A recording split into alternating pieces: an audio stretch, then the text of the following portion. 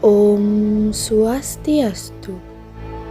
Akhir-akhir ini media sosial diramaikan terkait isu bahwa Malaysia mengusulkan bahasa Melayu digunakan sebagai bahasa resmi kedua ASEAN setelah bahasa Inggris.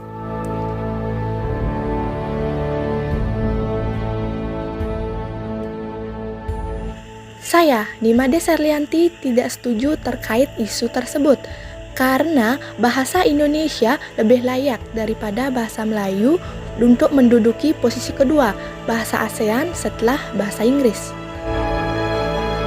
Karena bahasa Melayu hanyalah akar dari bahasa Indonesia itu sendiri. Dan pada saat ini, bahasa nasional dan bahasa negara adalah bahasa Indonesia, sedangkan bahasa Melayu hanyalah bahasa daerah. Bahasa Melayu adalah termasuk rumpun dari bahasa Indonesia itu sendiri.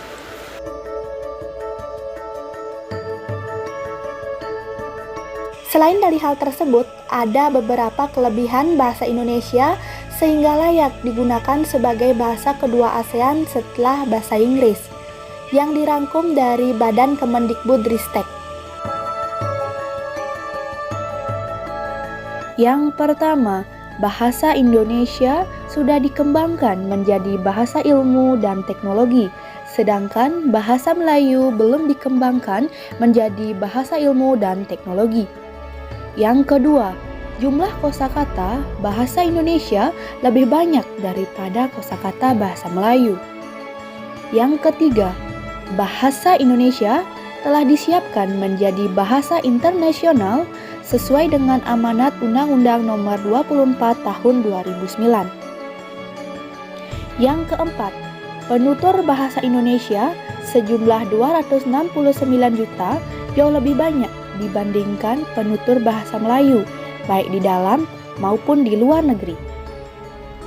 Yang kelima, bahasa Indonesia telah dipelajari di 47 negara. Yang keenam, terdapat 428 lembaga penyelenggara program bahasa Indonesia bagi penutur asing atau BIPA. Yang ketujuh, pembelajar BIPA berjumlah 142.484 orang yang tersebar di kawasan Amerika Eropa, Asia Tenggara, dan Asia Pasifik.